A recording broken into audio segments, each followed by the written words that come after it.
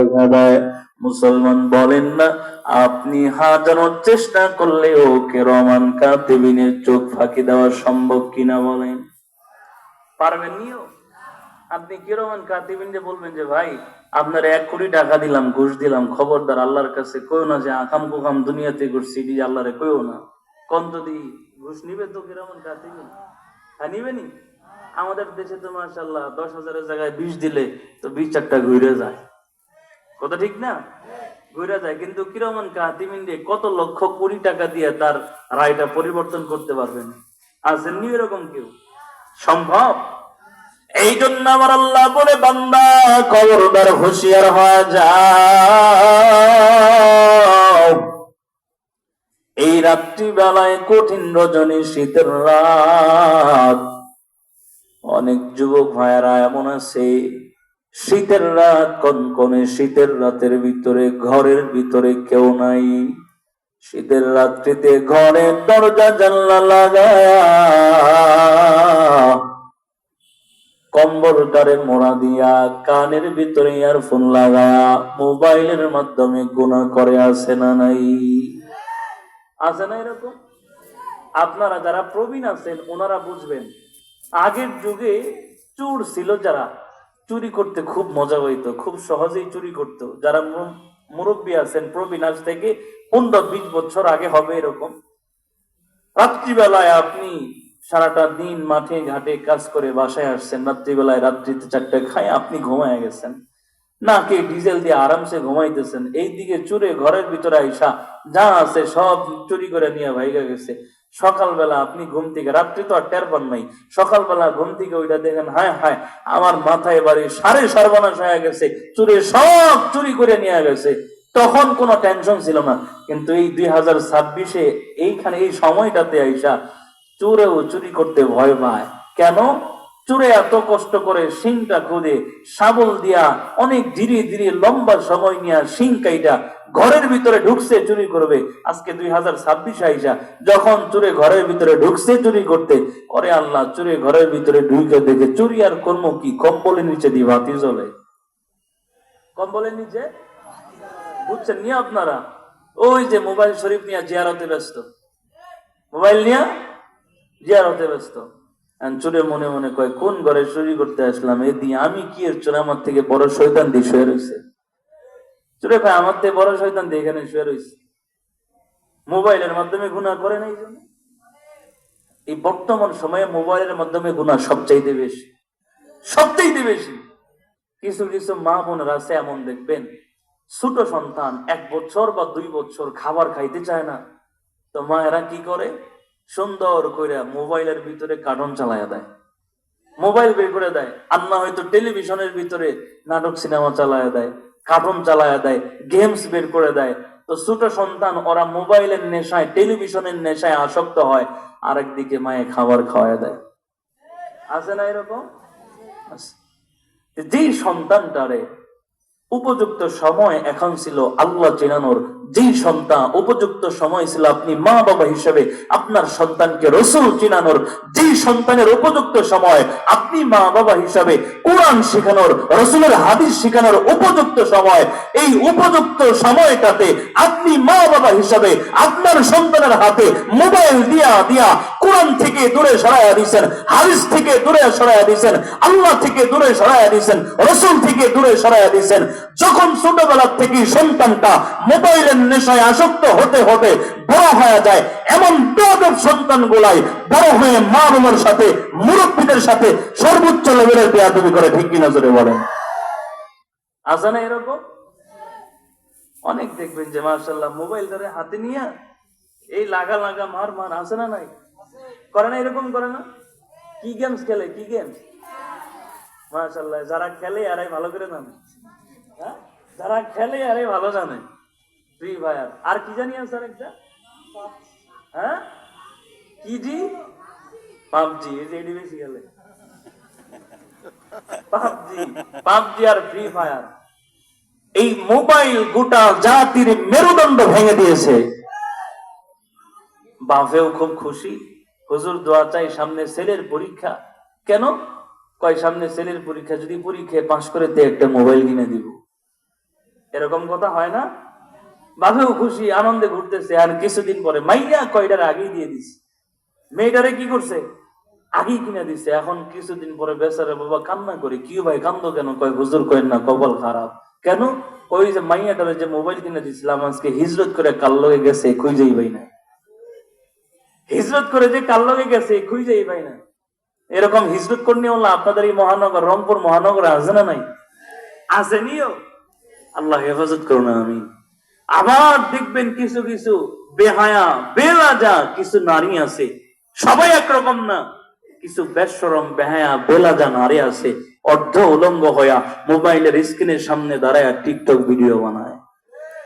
আছে না? না এরকম আছে।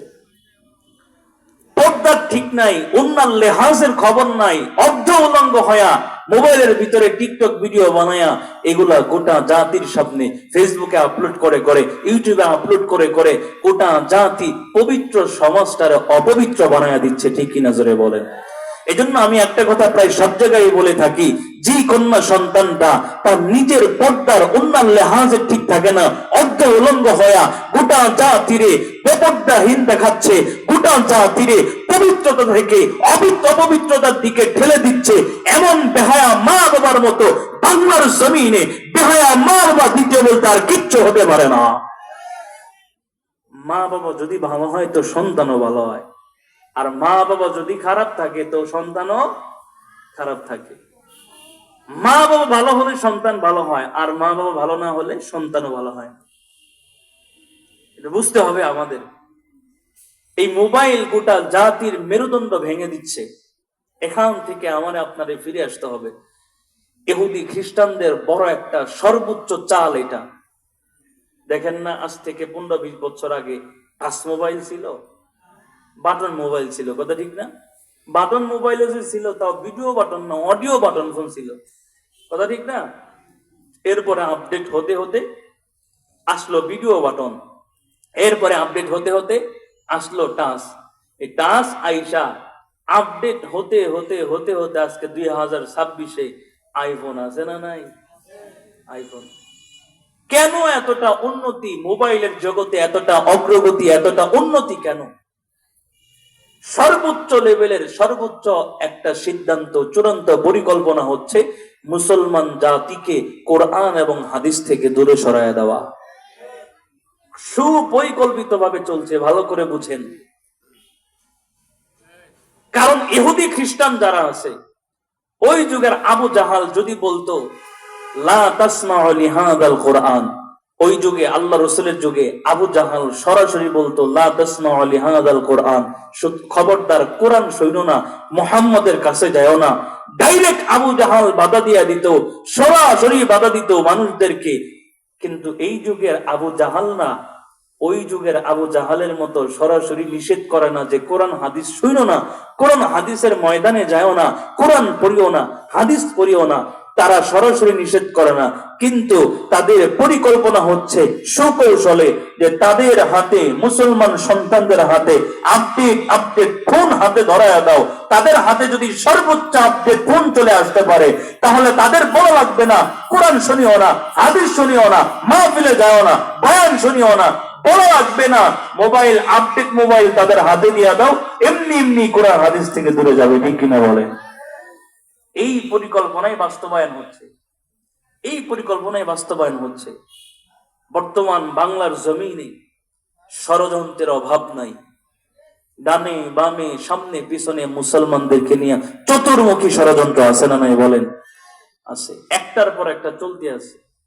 দেখেন না, চতুর্দিকে আপনি যেই দিকে তাকান, প্রতিনিয়ত প্রত্যেকটা দিন এমন কোন দিন যাচ্ছে না যেই দিন বা যেই রাতে আমার আপনার মুসলমান নারী ধর্ষিতা না হচ্ছে। কথা বলেন না কেন? খারাপ লাগতেছে নিও ভাই? শেষ করে দিবনি? হ্যাঁ, কথা বলতে হবে। প্রত্যেকটা দিন, প্রত্যেকটা রাত, এমন কোন রাত আর দিন নাই আমাদের এই বাংলার জমিনে মুসলমান নারী ধর্ষিতা না হচ্ছে। পরিকল্পিত ভাবে, অনেক পরিকল্পিত ভাবে এমন হচ্ছে, অনেক। যাই হোক, বলতে গেলে বিভিন্ন দিকে চলে যাবে, তবে আমরা সর্বোচ্চ লেভেলের একটাই আমাদের কথা, বাংলার জমিন কেন গোটা পৃথিবী পৃথিবী থেকে ধর্ষণ নামক বস্তু, ধর্ষণ নামক চিহ্নই থাকবে না যদি বাংলার জমিনটা আল্লাহর কোরআন এবং রাসূলের হাদিস দ্বারা আইন বাস্তবায়ন করা হতো। ঠিক কিনা জোরে বলেন? রাসূলের হাদিস আর আল্লাহর আইন দিয়ে যদি গোটা দেশ পরিচালনা করা হতো, গোটা দেশ থেকে শুধুমাত্র ধর্ষণ কেন, চুরি, ডাকাতি, খুন, হামলা, ধর্ষণ, প্রত্যেকটা অন্যায় অত্যাচার গোলা লেজ গোটায় পালায় যাইতো। ঠিক কিনা জোরে বলেন?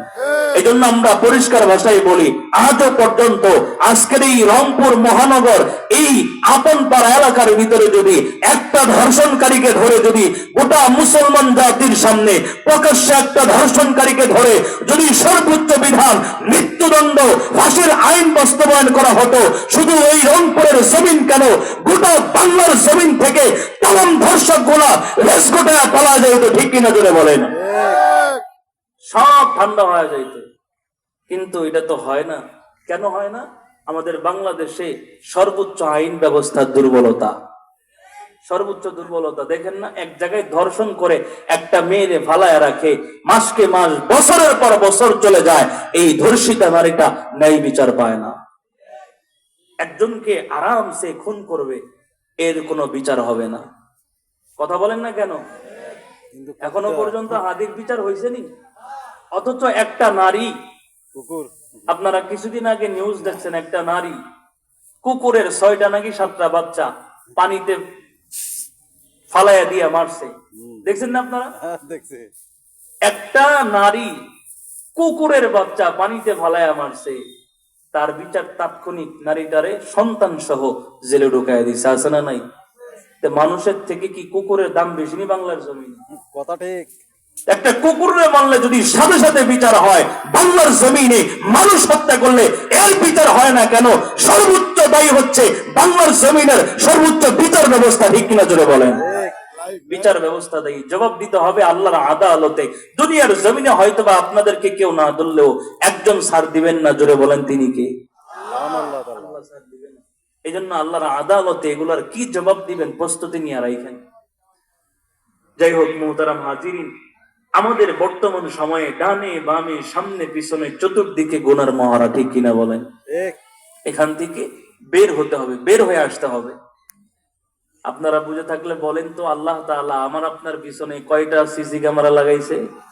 বুঝলা গেছেন নিও আপনারা? বলছি কয়টা? কয়টা বলছি?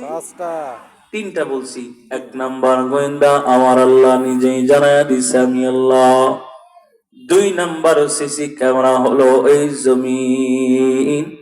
3 নাম্বার সিসি ক্যামেরা হলো কিরামান কাতিবিন। কিরামান কাতিবিন 24টা ঘন্টা আমার আপনার পিছনে লেগে আছে রে গোলাম।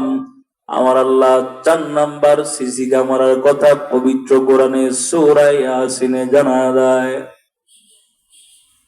ওয়া তুকাল্লিমুনা আইদিহিম ওয়া তাশহাদু আরজুলুহুম বিমা